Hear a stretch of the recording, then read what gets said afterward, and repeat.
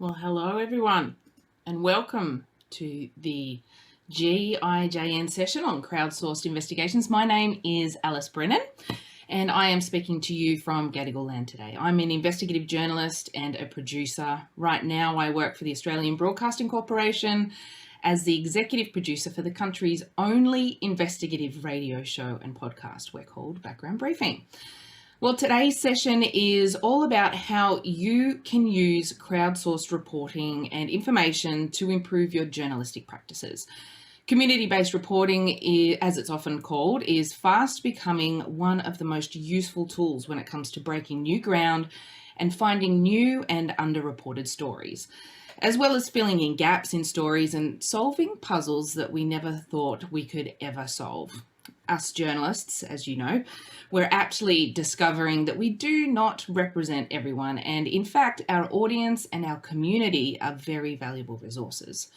As we're going to show you over the next hour or so, harnessing that resource and combining it with our own investigative skills is really, really powerful. But you're also going to learn that it's a lot of work and sometimes fraught with not just technical, but ethical issues. So today we're going to use 3 examples of very impressive crowdsourced investigations, and we're going to walk you through what worked and, very importantly, what didn't work. We hope that you'll come out the other side not only inspired, but armed with some mud maps on how you might introduce these workflows into your own reporting. We've got 75 minutes today. Unfortunately, there's no mingling at the end of the session. Thank you, Zoom. We'll have to keep things moving, but I do love questions, and we're going to have a good chunk of time at the end for lots of questions.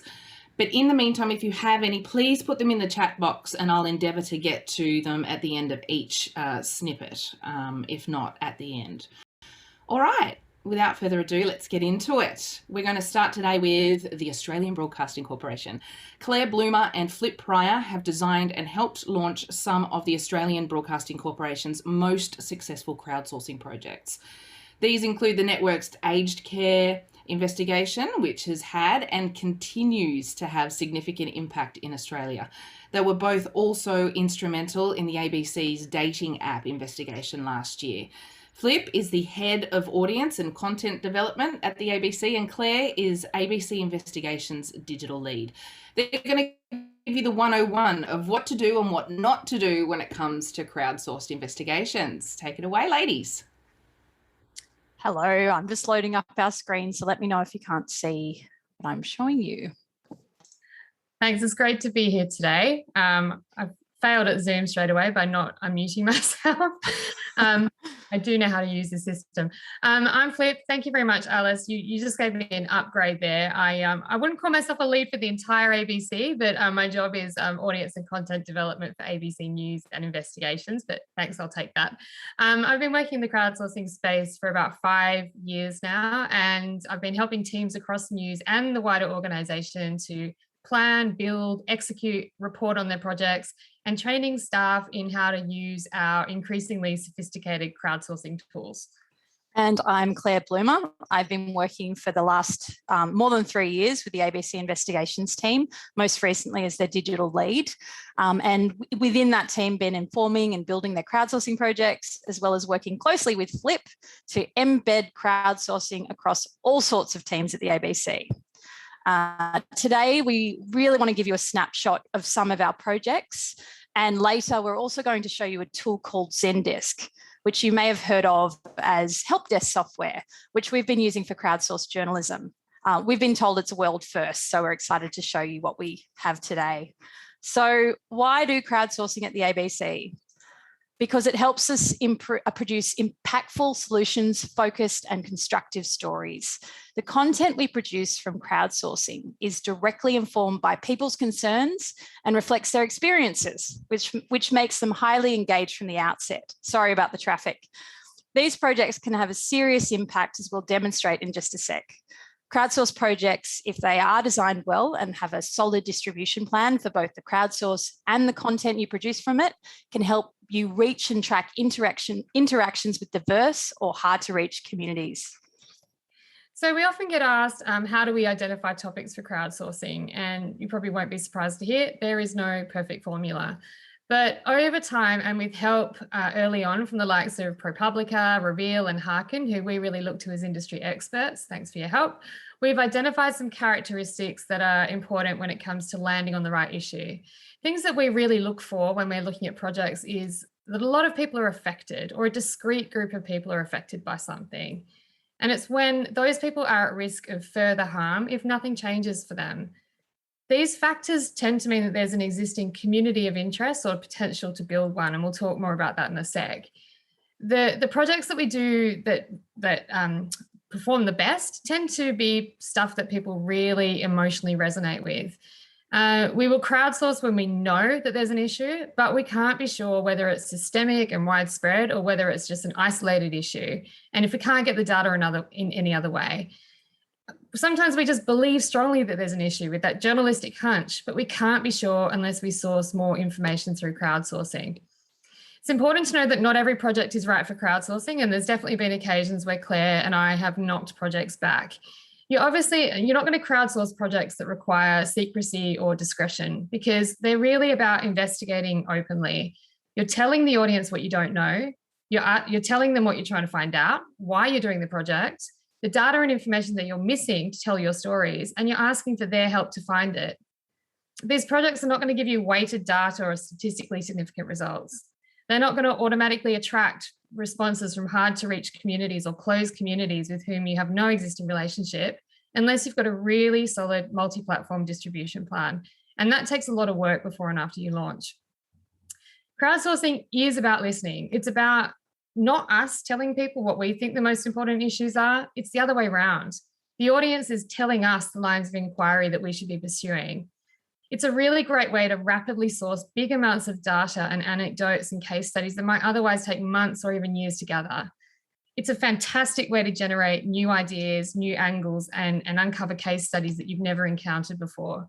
And if you do a really good job with the call out and the content, your crowdsourced participants will share the content and the form to their own personal and professional networks, because it reflects their interest, their point of view, and their experience of an issue that they care deeply about. So we're going to give you a really quick snapshot of some of our most successful crowdsources and explain what we learned from each of them. And if you want to know any more about these projects, please get in touch with us and we're happy to share more information.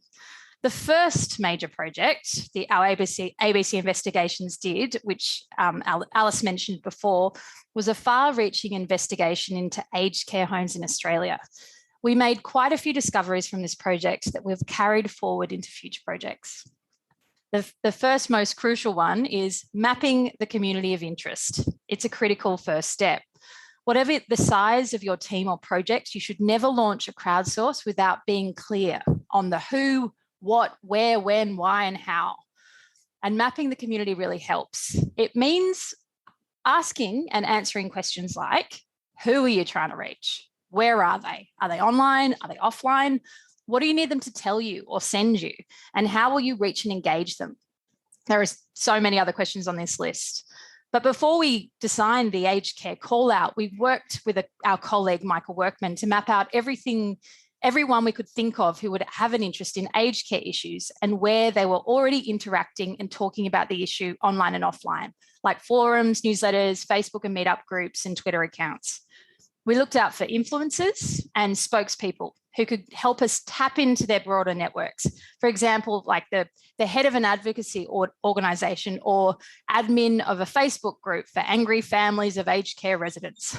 By the time we mapped out that community of interest, it included hundreds of thousands of people touched by this issue. And that included residents, staff of aged care facilities, managers, owners of aged care facilities, advocates, family and friends, volunteers, unions, community and support groups, former aged care workers, politicians, and regulators. This mapping exercise is helpful for two reasons. Firstly, it helps you understand who has skin in the game and what their different perspectives of the issues are. It also helps you shape the line of questioning in your form. You're clearly not going to ask someone who owns a nursing home the same questions as someone who lives in a nursing home or even who works in a nursing home. So you must think about each group distinctly as you build questions for them into the same form. The more different types of respondent you're targeting or likely to attract, the more complex the form branching gets. We also learned, be prepared to become a victim of your own success and to scale up if you need to. When we launched this project, which was actually in my first week of working in ABC Investigations, it quickly became apparent that this was a massive issue for a lot of people. 4,000 people responded to our initial call out in the first couple of weeks, which sent our lead reporter, Anne Connolly, and a researcher underground for months to go through the data, supported by many other staff. We also learnt that crowdsourcers can have multiple phases, not just one. Firstly, there's the crowdsource launch to collect the data, and then the content launch using the data you collect. And most teams kind of, when they're first doing crowdsource, just think of those as it. But really, you must have further call out and content launches as needed. The crowdsource launch is very important, and probably more important than the second phase. If you don't reach enough of the right kinds of people with your call out, you won't get the data you need to tell the stories. The Aged Care project had that strong initial launch, followed by multiple content rollouts. That community mapping work paid off. We went back to the audience multiple times using a pop-up newsletter to ask for more information and also to share articles we'd already created. One of those requests led to the Food and Aged Care story, which is one of the most popular of the series in the first year. In the end, our crowdsourced investigation into aged care ran for 3 years and attracted millions of views across digital, social and broadcast, including a 2-part series on Four Corners, which for non-Australians, it's our version of PBS Frontline or BBC's Panorama, as well as many digital articles and other TV programs linked to the investigation. Over time, we saw increasing interest in the stories as the issue was put back on the national agenda and anger grew. The series sparked a royal commission, which is the highest line of government inquiry you can get in Australia, and ultimately led to significant national government policy and funding changes. Back to you, Flip. So this obviously all sounds huge, and we just want to stress not every project needs a massive team of people. We often get asked, how many staff do you need and how much time is involved with running a project? And the answer is, it depends entirely on the project. But not all projects are resource heavy, and you can actually achieve great editorial outcomes from a small and focused project distributed in a really targeted way. These kind of projects can be run by everything from one reporter to a sizable team from across different parts of the news organisation. Projects can be spun up in a day, although we wouldn't recommend that usually. Another project we want to highlight is an investigation into regional health services, which was a collaboration with our ABC Regional Investigations lead, Andy Burns. Now, it's a huge undertaking to be a regional investigations reporter in Australia. You are covering huge ground, and we have something like 48 different locations that regional reporters are based in. In this case, the crowdsource was run by one full-time reporter and one part-time reporter. Andy recognised there were problems in regional healthcare nationally, but the stories were often being done hyper-locally without looking at the bigger scale problem across the whole nation. Andy worked with the regional reporters, radio stations and social media teams who were running highly engaged local Facebook pages to spread the message about the investigation when she launched the call out. They received a few hundred responses from across Australia and were able to uncover some key issues. That investigation uncovered the deaths of multiple babies, and the content that Andy and her colleague Charlotte produced for radio and online reached regional and national audiences all across the country. And ultimately, importantly, it led to the creation of a national stillbirth audit program. We just want to, on a cautionary note, you should be really careful about launching crowdsourced projects on what we call hot or widespread or sensitive issues if your team is overstretched already and you've got no real plan to use what you collect. If you only have a plan to publish a small handful of case studies, it is inadvisable to launch a call out on topics that are likely to collect hundreds or even thousands of responses on topics like domestic violence, sexual assault and harassment, mental health matters, where criminal disclosures might be a possibility, and so on. Audience members who share those kinds of sensitive stories with us are often really distressed, and they have high expectations of what is going to result from sharing their stories. They might get really upset and break that bond of trust if all they ever hear back from you is an automated response. These projects are a really heavy lift when it comes to fact checking and research, and you should always involve expert reporters and editors in assessing what comes in. We want to show a project from our Triple J hack team. They did a fantastic job at crowdsourcing on a really serious topic when they asked people to tell them about their experience of sexual assault and harassment linked to dating apps. They designed their crowdsource with input from sexual assault support organisations, and they treated the people who wrote to them with the utmost care and sensitivity. About 2 months after going through hundreds of stories and finding young women willing to go on the record, they pitched the story to Four Corners. At the ABC, you cannot find two more different news brands than Triple J Hack, which is our youth-focused current affairs brand with a typical audience ranging from teens through to 20s or early 30s. Four Corners is our flagship TV investigative program. It's been going for 60 years and has a much older audience. Despite this, the collaboration on this project generated enough content, coverage, and conversations across TV, radio, digital, and social platforms for both brands. Both were satisfied with the outcome of their work. And importantly, the investigation prompted companies, including Bumble and Match Group, which are massive international companies, to change the way they dealt with predators on the apps. And the police were prompted to make users safer. After their reporting, Tinder announced they were going to change their policies and immediately refer reports of assault to law enforcement in Australia. And other elements of dating apps were made safer for victims as well. All of this involves having the right tools. So back over to you, Claire. So as we said at the start, we've been doing crowdsourcing for some years now. And the tools we started off with were basic and have now become much more sophisticated. When we did the aged care project, it was all done on Google Forms where we could effectively collect the data at scale.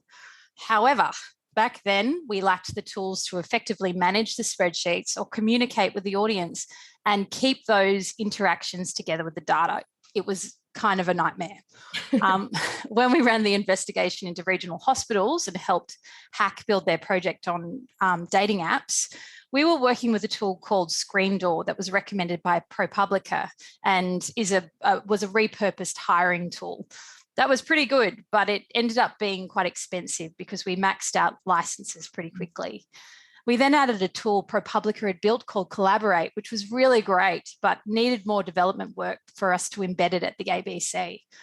Because the projects we were doing were having impact and there was a lot of interest from teams to do more, we convinced the news executive team to invest in this work and our product team got involved, and that's how we ended up with Zendesk. Earlier this year, again, working with Triple J Hack, we designed and launched the ABC's first, and in fact, probably the world first, crowdsourced investigation in Zendesk, a closer look at what was influencing a rise in eating disorders during the pandemic. Learning how to use Zendesk for this work was complicated, and Flip has done a lot of heavy lifting with this. It is a technical tool that requires you to build not just the form the audience sees, but all the workflows that move information through the system. So it's very flexible, but you have to build it. This meant diving into the world of macros, triggers, syntax-based searching, building a whole range of different workflows for different kinds of projects and teams, and understanding it enough to teach other investigative journalists how it works. It's been a challenging time, but we're getting there. It's early days, but so far it is shaping up to be a fantastic tool and we've only scratched the surface. We're not endorsing Zendesk over any other similar tools in the market, and I must say it does come at a cost to the ABC, but we can tell you why it is working for us. So we'll just do an extremely quick live demo before we hand over to our other speakers, just a couple of features you might be interested in. One of the greatest things about Zendesk is that you can collect masses of data, but then you can present only the most relevant view of the information to the people that you're working with. What we're showing you here is an anonymized data set in Zendesk for one of our projects. And you can see a range of ways that the information is being categorized in here. We can look by postcode, we can look by category of question, and we can see a whole lot more details, and obviously contact details that we're not showing you as well. Most form fields in the Zendesk forms that we build, and they look like an online form to the audience, can be used to create what is called a view of the information. You're looking at a view here. So each form field and each drop-down menu item that people select generates its own tag in the system. You can create more tags as you identify common themes, and then you can search for those tags on entries, and you can create more views based on those tags. You can see over on the left-hand side, we've prioritized the entries. You can prioritize things from highest to lowest so that you can see the best submissions come to the top. And this is particularly great when working with busy editors. You can search by keyword. And if you open up a submission for us, Claire, we'll just show you. You can create simple things at the click of a button. You can pop up a template email to contact someone who submits to you and line up an interview.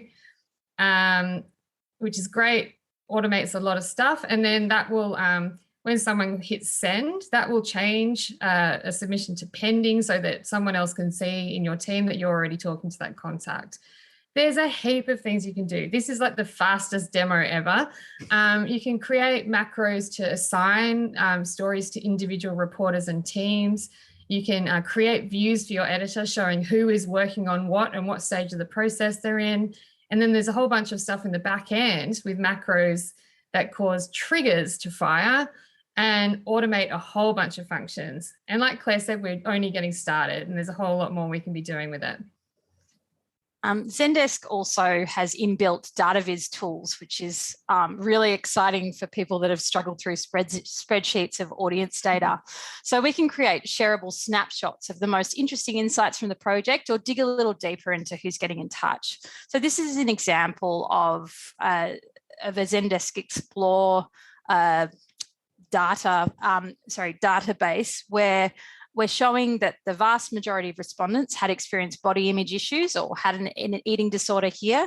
The biggest group of respondents was aged 18 to 24, which makes sense because that's HAC is a younger audience. We can see here that Instagram was the worst offender when it came to ads that made people feel worse about their bodies.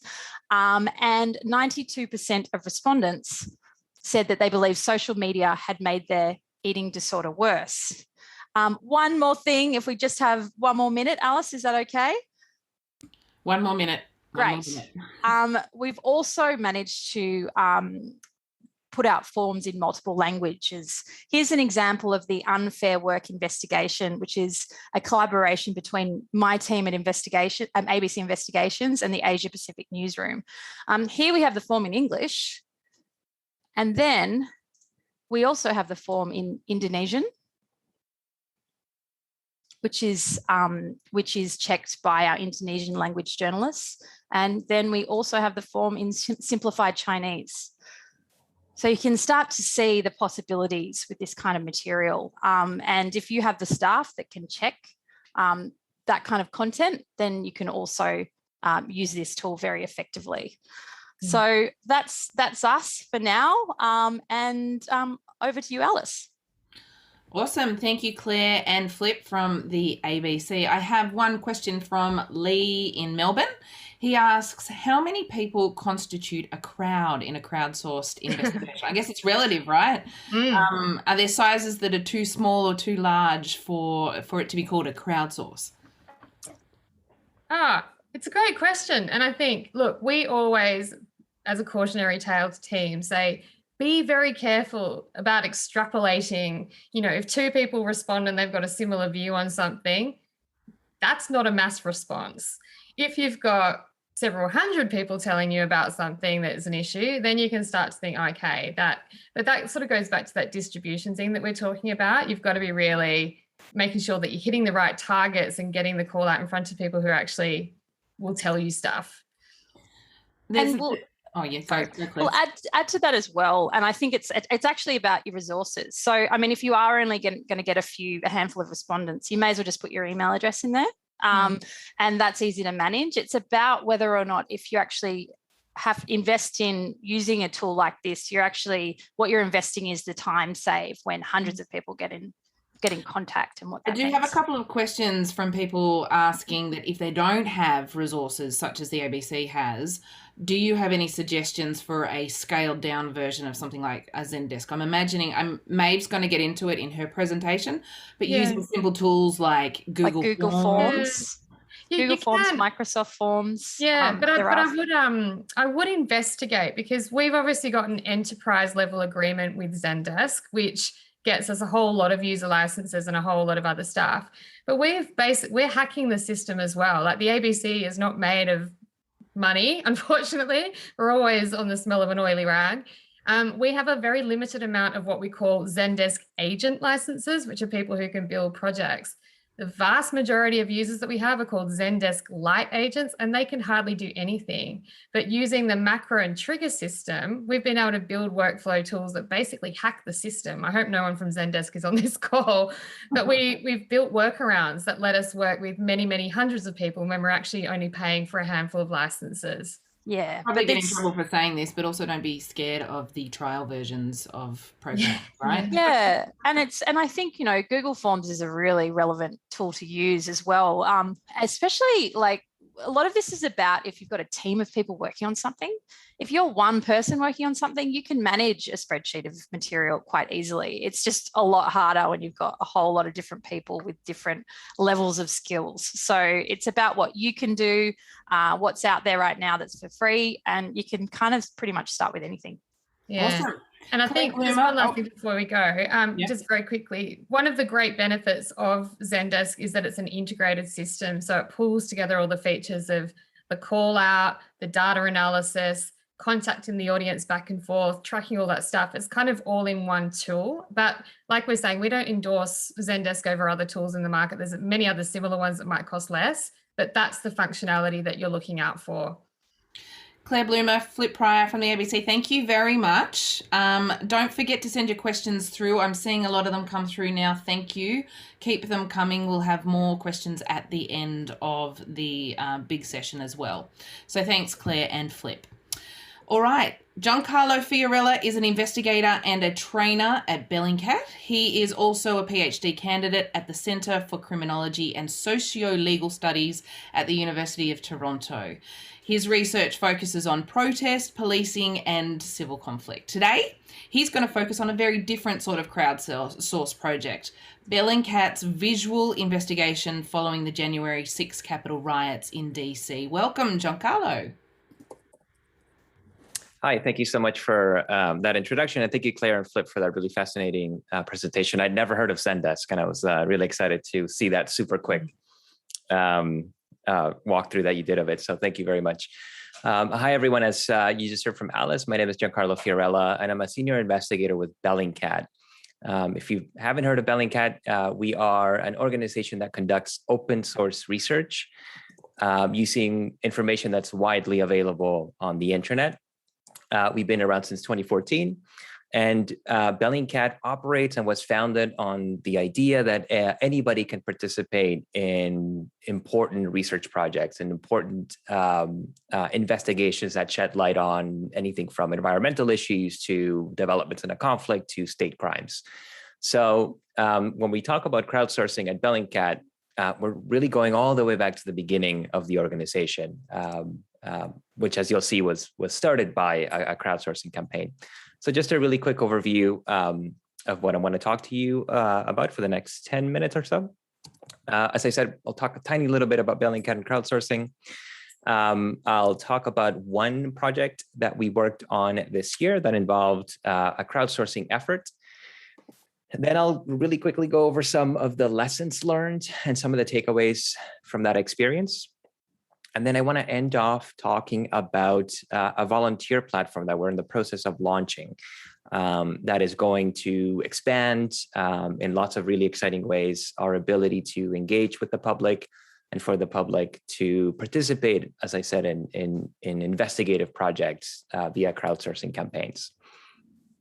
So as I mentioned earlier, Bellingcat really started as a crowdsourced effort. I don't have the time to go into the whole story of it in the 10 minutes, but Bellingcat is an offshoot of a blog that the founder of Bellingcat, Elliot Higgins, started back in 2012, looking at the conflicts that were happening in Syria and Libya and in other parts of the world. Elliot and the community that began to form around the blog was able to make important findings about these conflicts using information that was shared by sometimes the combatants themselves on Twitter, on Facebook, on YouTube. And once Elliot and as I said, the community that began to cement around him began to publish these findings on this blog, they became sort of reference points for big media organizations like the BBC and others.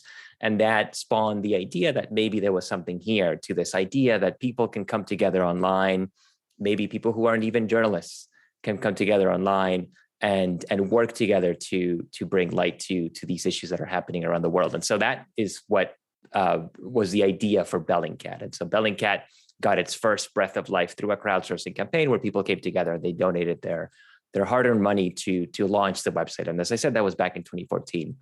And so as I mentioned, crowdsourcing is at the heart of everything that we've ever done at Bellingcat and of everything that we continue to do today. We often make calls for crowdsourced help on our social media channels, not just on our Bellingcat account on Twitter, but also individual researchers will put out calls for crowdsourced help. And we also have a dedicated Twitter account called Open Source Leads, where we do just that. We ask for help with investigations. And just to give you an example, this is just something I pulled up, scrolling through it really quickly. There was a video, this is from the Black Lives Matter protests last year in the United States. There was a video, unfortunately, that showed a person driving into a crowd of demonstrators. And we wanted to see if we could find other videos or other images that people had recorded showing this event. As you can see, this person had recorded a video also, and you could, lots of people in the video, you could tell were also sort of recording what was happening. And so we wanted to get a clearer picture of what had happened at this event, and we needed help essentially identifying these videos. And so we put out a call for crowdsourced help on Twitter. So we often do that sort of thing where we're investigating something and we need more materials. We need people to help us find videos, pictures, websites, archive them, and pass them on to us so we can analyze them. One time that we did that on a really big scale was during the Capitol riot that occurred earlier this year in Washington, D.C. So Bellingcat is a really small organization. There's about 22 of us. And we were watching this happen live, as a lot of people were.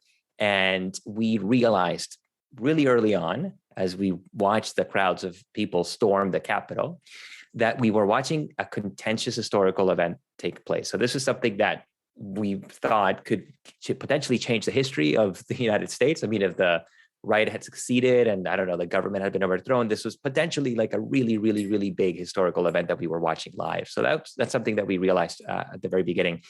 And we also realized at about the same time that there were so many people there who were themselves recording the riot from their own perspective, like from the perspective of the people who were breaking into the Capitol, and they were sharing these videos on social media. So we knew that there was much more material being shared on, not just on Twitter and Facebook and YouTube, but also Parler, other alternative media sites. People were streaming live on Twitch clones. I mean, it was a huge event that produced a mountain of visual evidence. And we wanted to keep track of as much of it as possible. Again, thinking that perhaps this was a historical event that would need to be investigated, not just by us, but by researchers, 5, 10, 20 years in the future. So we wanted to find as much of this visual information, to archive it, to safekeep it, so that if it got deleted, if YouTube took it down, if Twitch took down the video, people would still have access to it. And so we issued a call for anybody on Twitter to submit videos, to submit visual evidence of the Capitol riot that they were finding online.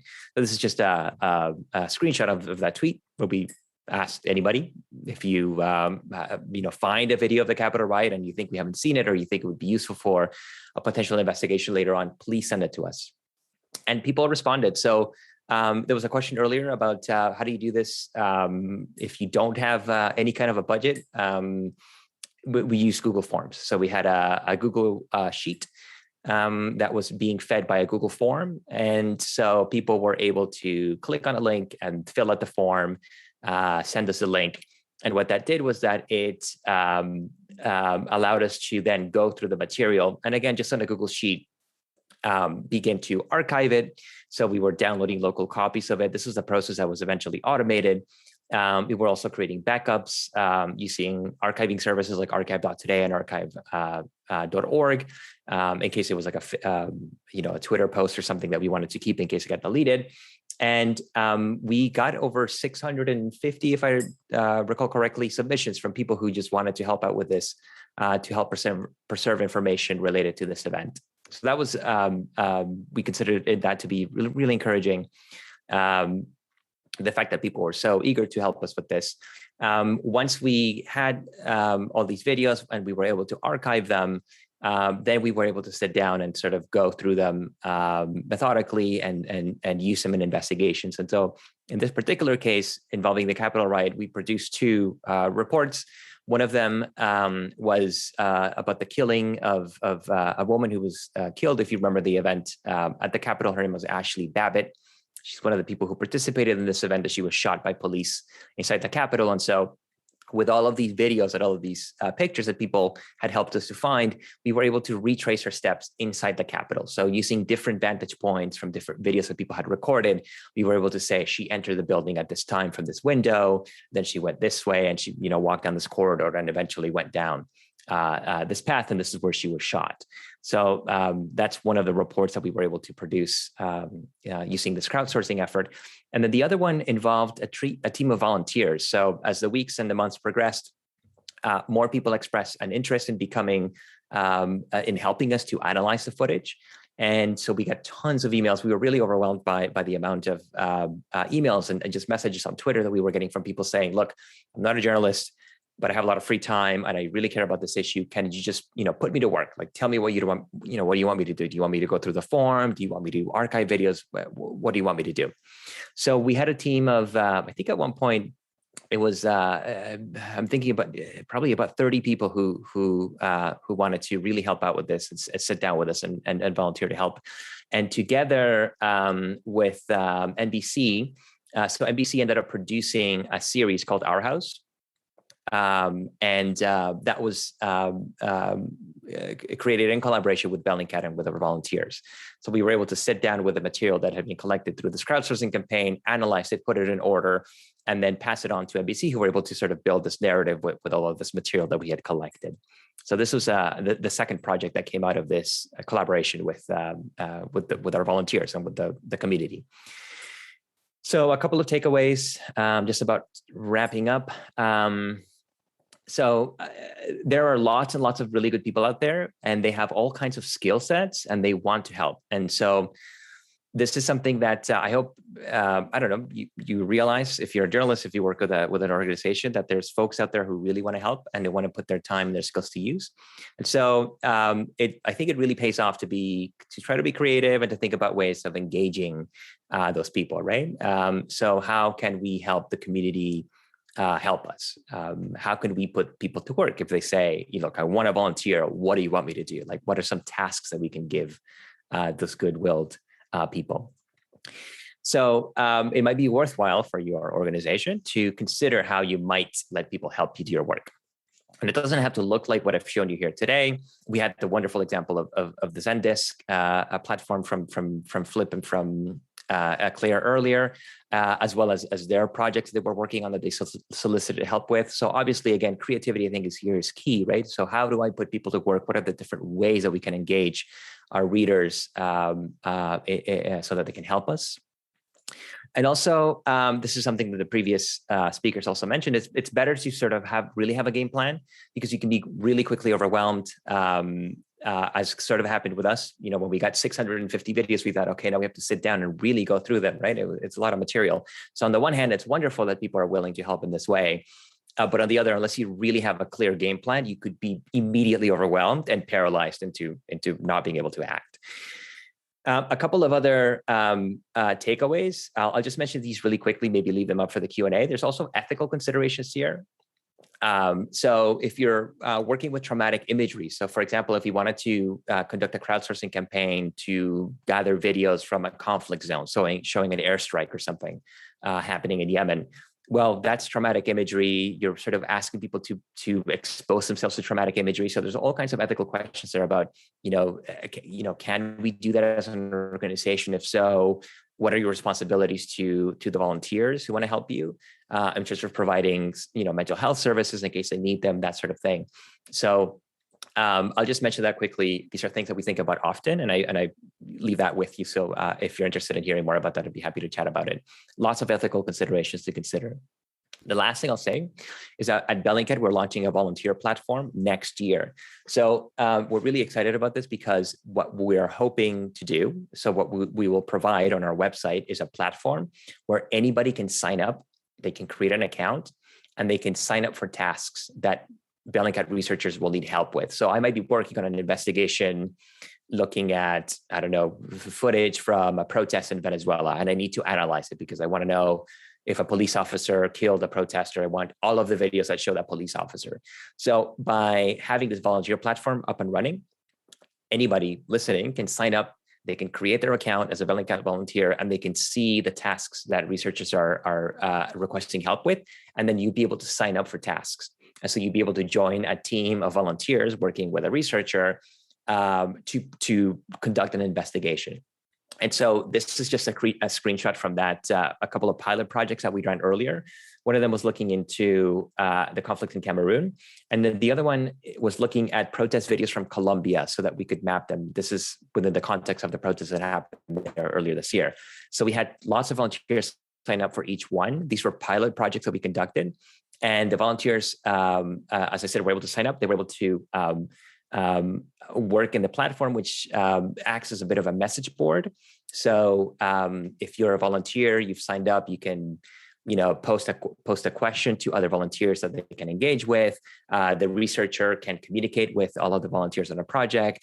And so we've created this as a collaborative space where little work groups can get set up and, as I said, conduct an investigation together. So this is, for us, the next step in this sort of crowdsourcing effort beyond making calls on Twitter for people to help us, giving them an opportunity to actively, sit down and work on in groups with other volunteers alongside Bellingcat researchers to conduct an investigation, to carry out research into the kinds of things that we research at Bellingcat.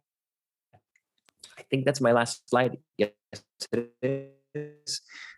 So thank you so much for the time. Giancarlo, thank you very, very much. Giancarlo Fiorella from Bellingcat. And there's lots of great questions. And I'm really interested in this as well. How do you vet the volunteers and ensure that they're there to actually help rather than disrupt the whole process or infiltrate your and sabotage your journalistic ambitions? Yeah, that's a really good question. So that's something that we were concerned about. We were concerned about in particular. I remember being very worried about this during the not very worried. I was concerned about it during the Capitol riot project, because suddenly we had all these folks showing a willingness to help. And so then we had to think about, like, okay, who do we give edit access to the Google Sheet, right? Because if I give somebody editor access, maybe I'll wake up tomorrow and the Google Sheet is gone, right? In those cases, we would exchange emails with the person. It tends to be the case that the people that we give editor access, for example, are already people that we're familiar with on Twitter. So there's a community of people who have sort of followed Bellingcat for a while and we're familiar with their work. So whenever those individuals would approach us, we'd be much more comfortable sharing, for example, editor access with them because we kind of already knew them, right? But there's definitely something to compartmentalizing access to the information with which you're working, right? So on the volunteer platform, to access a sheet full and like and also the volunteer back and verify absolutely everything that they're doing. Exactly. Yes, exactly. So the two examples that I provided, the Capitol riot resulting in the two projects, they were essentially like data entry projects. So there were people sending videos that we would then check, right? So a researcher is always on the other end, sort of checking that the videos were actually from the Capitol riot, right? And so we did get, lots of people sending like news of like cats and stuff, like stuff that wasn't related, I guess, to like slow us down. So that was vetted out. But for the volunteer platform, it's something that we're still working on, sort of this vetting process. Definitely, yeah.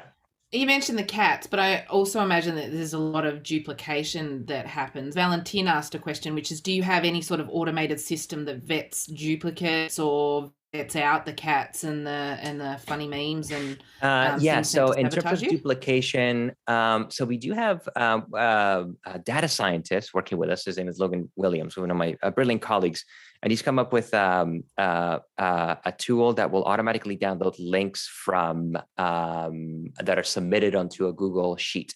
So if you have a Google Sheet and you put a link to it, to like a YouTube video or a Twitter video or an Instagram video, it will automatically scan them. It will automatically archive them. I don't know if that has a feature that will detect duplicates, but I do know that there are tools out there that will allow you to do this. I'm completely blanking on the name of the tool that does this. You can put it in the chat later. Don't worry. Yes, I will find it, but I know that there's a platform out there that will automatically sort of watch, to put it in that term, 1 million videos that you put in a database, and it will detect the ones that are similar. We haven't used it, but I do know that it exists, and we've been in conversation with the people who make it about potentially using it in future projects. Awesome. Giancarlo Fiorella from Bellingcat, thank you very much for your presentation. Really inspiring. Thank you. So we've got half an hour left in our crowdsourcing investigations session today. Maeve Mclennan is an investigative journalist who has written for BuzzFeed UK, The Guardian, the BBC, Vice News, and lots more. She's also won many awards for her journalism, including the Bar Council's Legal Reporting Award, the Royal Statistical Society Award, and the Insight Through Journalism Award. She's been nominated for 4 Orwell Prizes. She now works for the not-for-profit Bureau of Investigative Journalists in a project called the Bureau Local, where she specialises in homelessness and housing. Today, Maeve has pre-recorded her talk because of the terrible time difference, and she's going to run you through the award-winning Make Them Count and Locked Out investigations. I will now hand it over to her. Thanks, Maeve. So, hi, everybody. My name is Maeve Mclennan. I'm a journalist from the UK.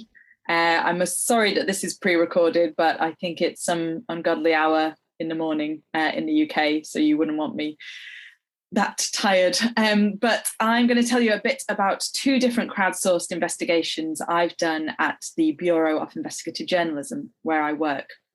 Now, I work as part of the Bureau Local, which is a coordinated network of local journalists all across the UK. We try and kind of work in the model of the ICIJ, that we work on these big investigations together.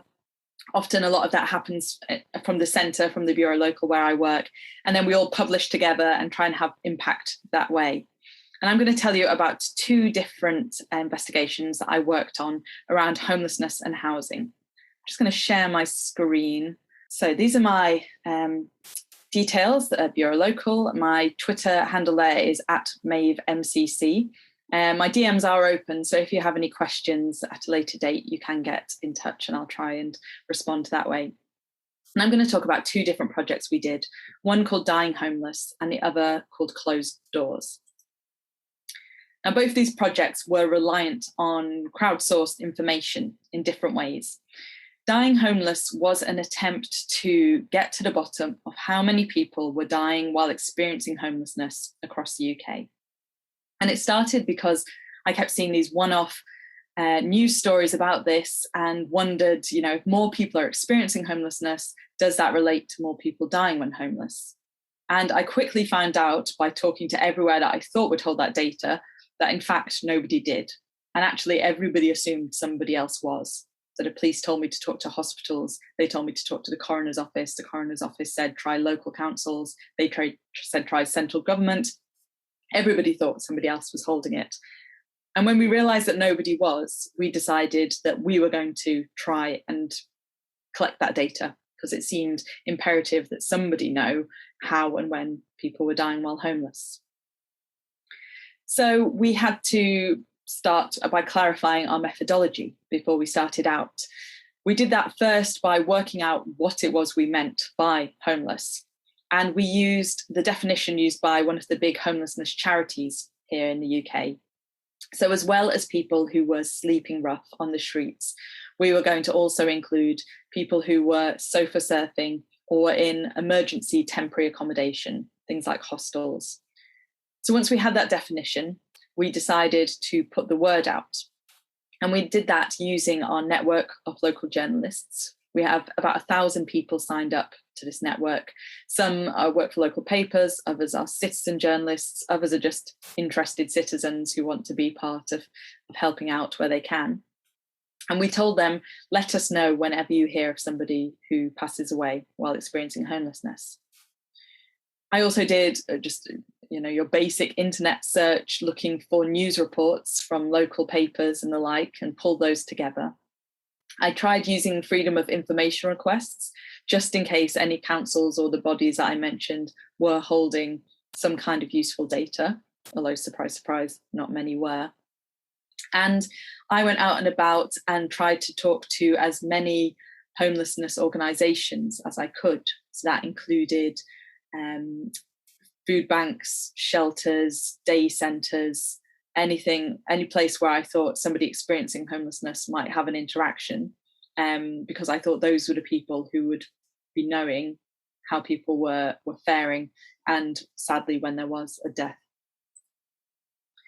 And so I created, not very high tech, but a Google form to pull all this information together. And in that, I just asked for some basic information from anyone that filled it in.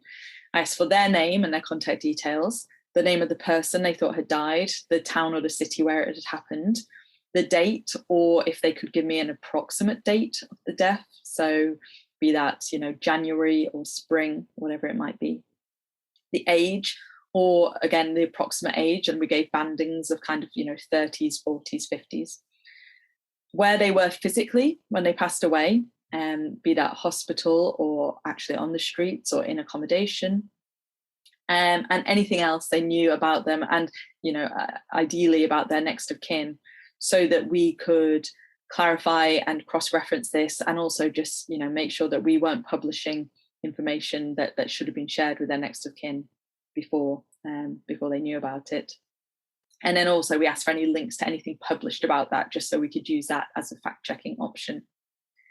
And we decided when we were alerted to a death by an official organisation, like a homelessness organisation, we would, take that as enough confirmation because they knew the person.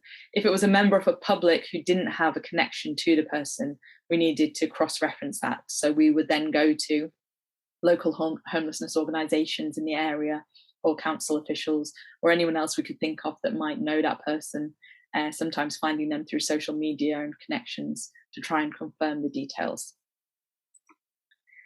And together we made this epic database. We found almost 800 cases in the 18 months when we were looking. And we had this kind of wealth of information and data, including the gender where it was known, the location, like I say, the dates when it happened, and who alerted us to it, how we came across that information. And that, this had never been seen before. And actually early on, we heard from the Office for National Statistics here in the UK, which is the official party, or body rather, that is responsible for statistics, that they were interested in our data. We opened this up to them, and they used this to refine their own methodology, and they had access to death certificates, and through that they were able to start producing official statistics based on, in part on the head start that we'd made with this database. So I guess the top tip would be, don't overcomplicate things. This was a Google form. It was a lot of, shoe leather reporting, going out and convincing people to tell us these details. it involved getting network and different parties on board. And we started publishing this relatively early, about 3 months into pulling these names together, so that we could demonstrate to people how it was we were going to present this information. Because at the start, there was a fair amount of hesitancy and I guess suspicion as to whether we were going to sensationalize the details of these deaths or report it in an insensitive way. And the more that we could present it and show how we were doing it, we won a lot of trust and a lot of respect in the sector, and got more and more names as the year passed. And so this was how we presented it. We became aware, actually it was launched in April 2018, not 17. We became aware early on that this was going to be about more than numbers. You know, these are human lives. So my colleague created this beautiful display here on the side that you can see, where we tried to tell a little bit about each individual that had died, where we knew it, including details, you know, not just about their death, but of their life where we could. We included photos where we could. And that really gave those human faces to the story. And like I say, it was a way of building trust. So once people could see that's what we were doing, they got in touch with more information. And we were able to make, you know, these big findings that nobody else had, including, you know, men and women and the ages and the causes. And a big thing we did was open this up using a reporting recipe. So any of you can go and look at this. I'll just, let me leave the show. I'll just show you. Our reporting recipes are all online. You can find them at thebureauinvestigates.com and look at Bureau Local and Open Resources. And this is how we shared it with our local partners, and it has an explanation of what we did and how we've done the data. It has a link to the data so that people can look through it, and an explainer of how you might use that data yourself. And it includes what you might do now as a reporter to carry on the story, and comments and additional resources that we'd gathered. So do feel free to look at that. And then our next story I want to talk about quickly is looking at how the pandemic affected people's housing. So we realized that very little data was being published on how the pandemic was impacting people and their housing situation, and very little is published from the courts here in the UK. So we decided the way to do that, to look at that, would be a massive court reporting project. That was the only way we were going to collect this, was to go out again and do it ourselves. So I developed this survey for people to use, and that was based on me going into the court and working out what it was I thought we needed to collect. You can see that example there. It was a paper copy because we didn't want people in court tapping away on their computers or on their phones. Judges don't always like that. We then identified which were the busiest courts using the data that did exist across England and Wales, and that was based on pre-pandemic data. And then we decided, let's look at 21 different courts to start off with. So we found and recruited 21 journalists, and we got funding to do this specifically to cover those areas, thinking each of them could go about 5 times to their court and collect up information. We had a training session via Zoom because lots of people had never been into a possession court before and didn't know what it was that they'd be looking at. And then we sent them off into the court system. And here's some of our amazing reporters going around courts. We had a WhatsApp group, which was really helpful as an informal space where we could all feedback and talk to each other. And, you know, people were having issues at getting access to some courts. Judges were saying, I don't think you're allowed in. And we could talk to each other and say, but here's the bit of the, the court rules where it says we are. So maybe try that. Or I'd said this in my court and that was helpful.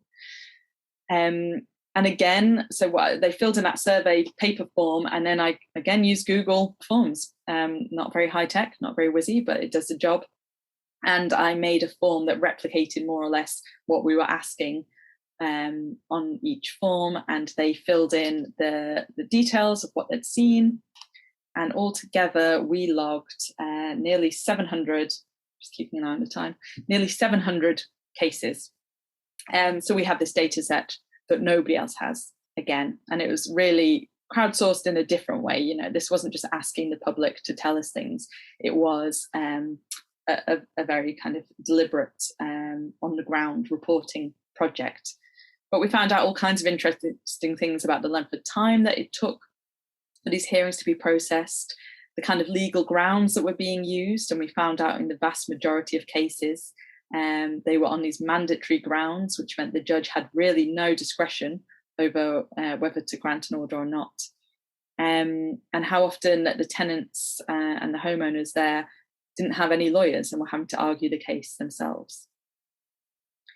So just to finish up, because that was a bit of a whiz through, but I make a podcast called The Tip Off, and I've talked about a bit about previous investigations, crowdsourced investigations we've done on there, and I'm planning to make an episode about that court reporting project on possession courts. So do subscribe to that and listen out. And then I wrote this book called No Fixed Abode, which charts the story of that first project, Dying Homeless, and really goes step by step through how we did it, and goes much deeper into some of the stories that we heard along the way. And again, my Twitter handle is @MaveMCC, and my DMs will be open. I can be quite busy a lot of the time. As you can imagine, these big coordinated projects take up a fair bit of bandwidth, but I'm happy to respond to questions as needed. So that was a very fast presentation, but I guess my top tips would be, don't be put off by a lack of data. Sometimes a lack of data in both these cases almost was the story, the fact that it wasn't being collected. And actually, crowdsourced investigations, if they're thought through clearly enough, and you delineate and you really think and crystallize what it is you're asking people to give, and it's something tangible, and ideally summable, that it's a data point that you can add together and come to some top line finding. These are really ideal ways to get towards the data. And as the case of Dying Homeless, sometimes it can prompt authorities to recognize that actually it is imperative that this data is collected, and you can kind of spark change in that way. Do look at our website, thebureauinvestigates.com, to read those articles if you're interested, and do be in touch if you have any more questions. Thank you so much for your time. Maeve Mclennan from the Bureau Local, really inspiring stuff there. And I think there's a really interesting point that goes through all of our presentations, which is crystallizing what it is you're asking the crowd, no matter how big or small the crowd is. Hey, we've got about 10 minutes left for questions, so please send them through. I've got a couple here now, but keep on sending them, and Kim is going to send them through to me. The first question that I have, maybe I'll point towards you, Claire, and Flip to start with, and Giancarlo, you can jump in as well. But how do you think crowdsourcing, or asking your audience in particular, helps deepen the broader impact of a project? And I'm asking specifically about, reaching out to people who aren't usually asked to respond. Firstly, it can be really great in terms of getting outside the normal line of reporting, where, let's say, for example, you're talking about workplace issues. Maybe one of the first calls we make is the union. Now, that has various issues involved. Like if what you sometimes want to find are people that aren't union represented, who have possibly are in even a worse situation than the people that are. And so you're sort of limiting your access to people when you do that. On top of that, it actually increases that connection with your audience. At the ABC, we've done some impact reports on these kinds of crowdsources, and people that interacted with a form, so they submitted information, for example, about racism during the pandemic and racial attacks. They actually they felt a stronger relationship to the ABC when they submitted to a crowdsourced call out like this, even if their stories weren't used. Really important, because if 1,000 people get in touch about something, obviously you can't use 1,000 stories. Maybe a lot of those stories, though, do inform the trends on what you're looking at. So while you might, there might be 100 stories from aged care families who said that the food was really bad, right? You might only contact 3 of them and to do the story about that, but the other 100 people feel like they contributed to that story, and that's a really important exchange, especially with a national broadcaster. That's really interesting, because one of my other questions was, have you noticed a change in audience behaviour from doing the crowdsource projects? Has there been an increase in audience? With the aged care investigation, I saw that increase over time. The ABC was doing a lot of reporting on aged care and isolation. So fantastic reporting was going on in South Australia. Fantastic reporting was going on in Queensland, but they were about local issues, whereas aged care is funded federally, and all the regulations about aged care are worked out at a federal government level. So until we could pull all that information and say problems in South Australia, Queensland, WA, New South Wales, that wasn't necessarily going to have the impact that we needed. So we saw the audience increase, like from, maybe 50,000 people reading a story about aged care in a local way or in a state-based way, to 500,000 people reading a story about aged care. And that was, that's 3 years worth of an investigation as well. So what you can achieve. And Giancarlo, I mean, Bellingcat is an OSINT based organisation, and the crowdsourcing is reaching out more than you ordinarily would. Did you notice a change in impact from sort of reaching out more? Yeah, I mean, I'll tell you that this speaks to the first point that I mentioned as part of the takeaways from our experiences.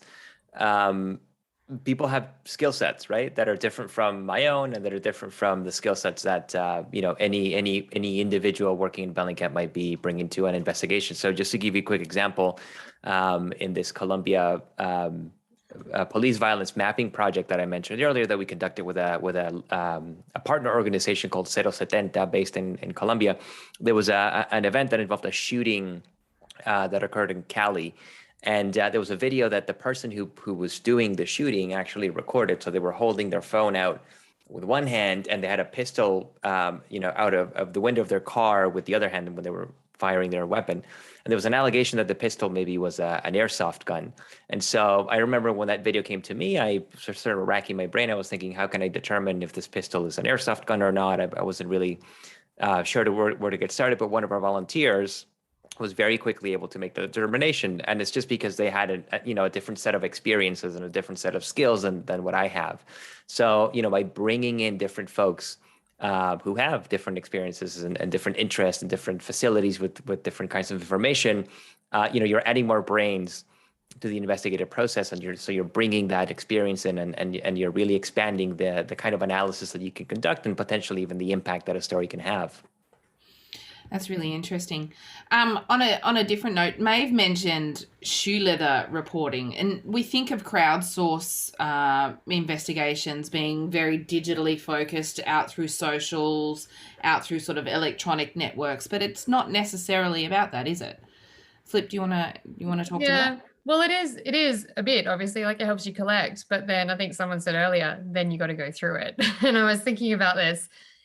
Looking through 100 videos and verifying 100 videos takes a really long time. Fact checking someone's story takes a really long time. And I think, we said goodbye to our lead reporter, Anne Connolly, for the aged care investigation for several months while she just went deep into the data, popped out, did an amazing job with it, obviously, and got a 2-part series out of it. But that was months and months and months of work where she was working on that full time.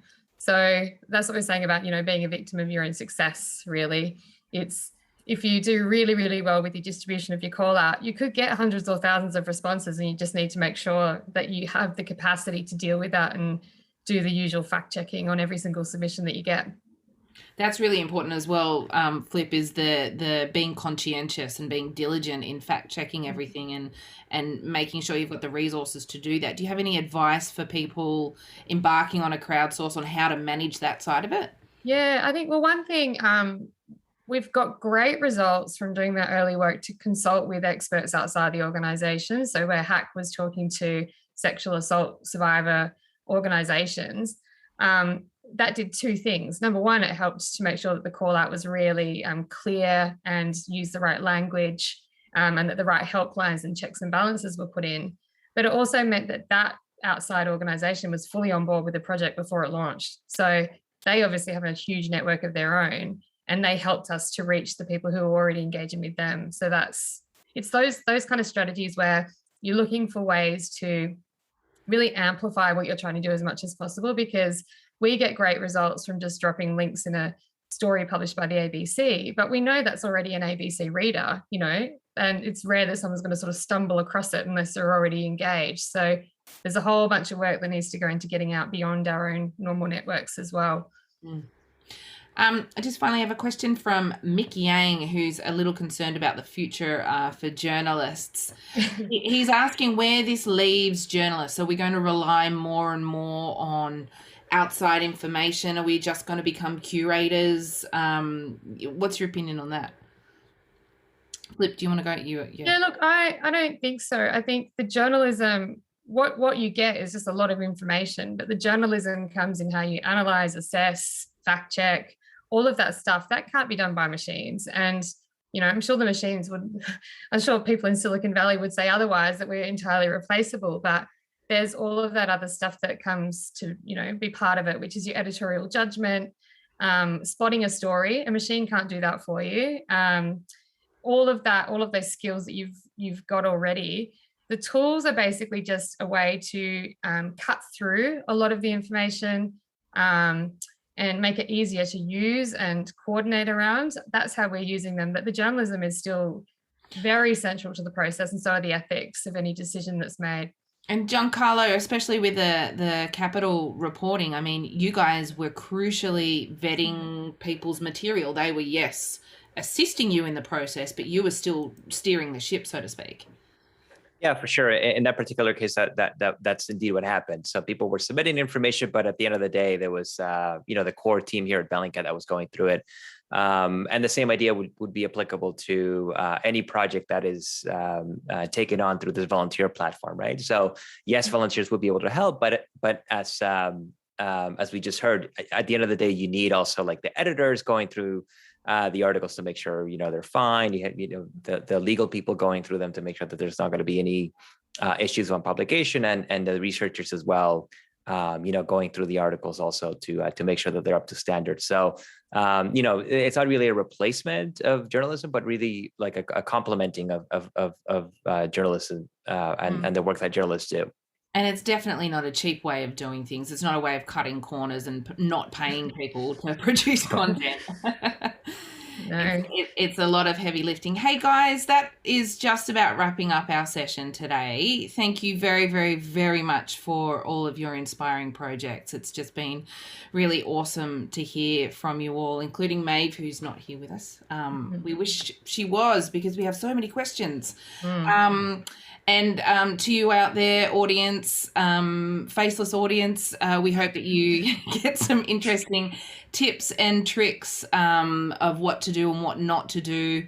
Crowdsourcing really is a powerful tool that you can add to your tool belt in reporting and in especially investigative reporting. So we hope that you take something from this session. And thank you very much for everybody for joining us, and thanks to the speakers. Thank you. Thanks. Thanks, Alice.